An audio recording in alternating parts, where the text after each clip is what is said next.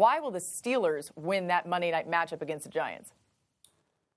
Well, number one, because they're the Steelers. That's why. Let's get this out of the way. Last year, with a fourth-string quarterback, they went 8-8. They've got one of the elite defenses in football.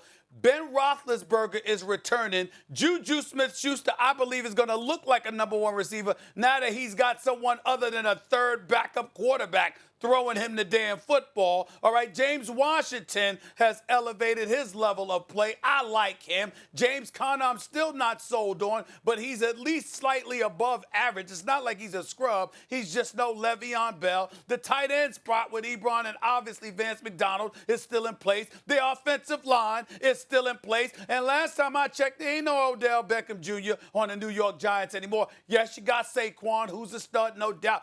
Danny Dimes is a fumble waiting to happen, especially that defense. He'll improve this year, but I don't think it'll happen game one. I'm rolling with Mike Tomlin and the Pittsburgh Steelers week one of the NFL season against a Big Blue, who has not been very big in recent years. I'm sorry, matter of fact, you could call them small blue, Max. Call them small blue. That would be more applicable, more appropriate at this particular moment in time. Mike Tomlin and the crew, they're going to handle their business week one. Ben Roethlisberger officially returns.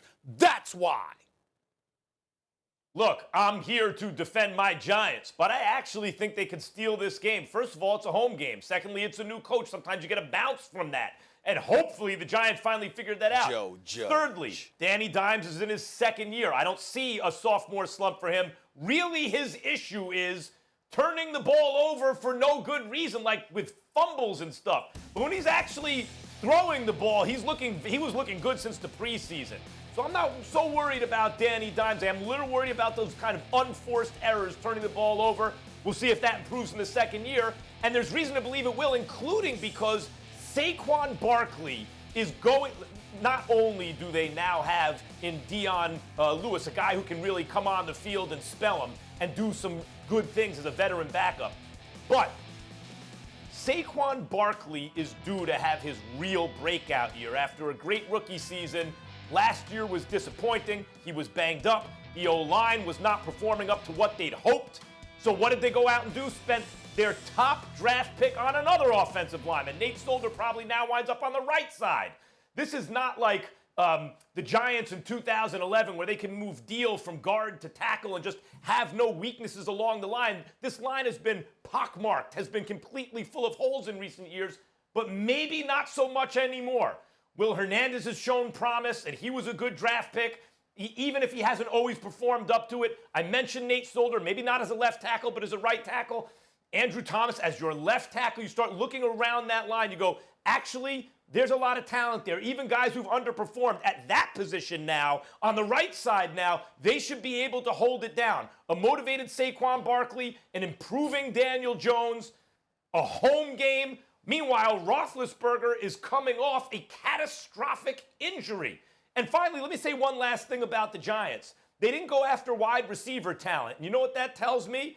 That tells me they think Darius Slayton's going to be a real guy as a number one wideout. They have the slot receiver. They have a very talented tight end. The Giants have a real chance to steal this game.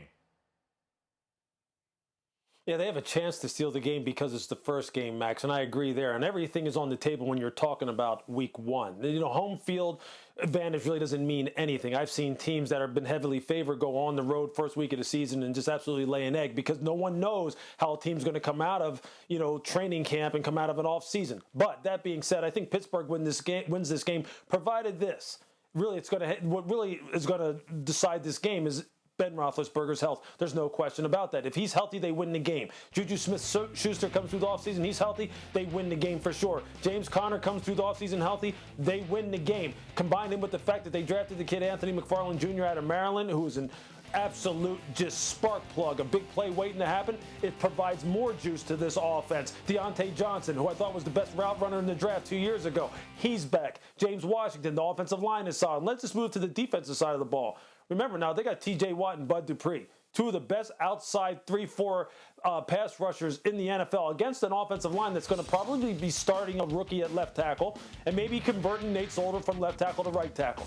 That doesn't bode well for a quarterback who, as Steve Young says when he's talking about Daniel Jones, has a tough time maintaining pocket awareness while also looking down the field, and that's what leads to him being careless with the ball in the pocket. I think a lot of these things add up to Pittsburgh winning this football game, again, provided that number 7 comes through this offseason and that elbow is healthy. If it is, Pittsburgh is on their way back.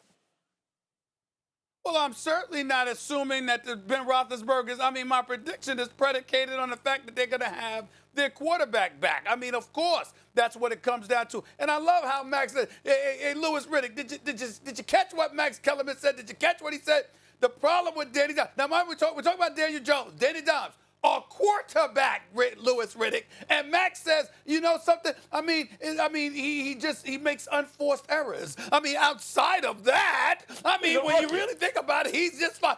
Like the unforced errors is not a big thing. Listen, the Giants had 31 fumbles last year, 18 of them on the part of Daniel Jones. If you touch him, you can get the ball. That's the mentality. Louis Riddick, what are the Pittsburgh Steelers going to do knowing that? They're going to blitz him all day long. They're going to put a hat on him, and they're going to say, excuse me, he'll cough it up. Oh, by the way, that offensive line you talked about, they gave up 38 sacks to Daniel Jones last year in 13 games. Really 12 and a half, okay? Really That's 12 why and a they half. drafted a left tackle at the top of their draft. I understand. No, I understand that. That doesn't mean it's going to work against the Steelers in game 1. His rookie year, his first game in the NFL, he going against the Steelers. Oh, wow. You going to bet your money on that, Max? You go right ahead, my brother. I can tell you it's a sucker born every day. Hey, let's make that bet, Max Kellerman. I'll gladly take your money on that. So, Louis, let me get this straight. According to Stephen A., thanks for watching ESPN on YouTube. For live streaming, sports, and premium content, subscribe to ESPN+.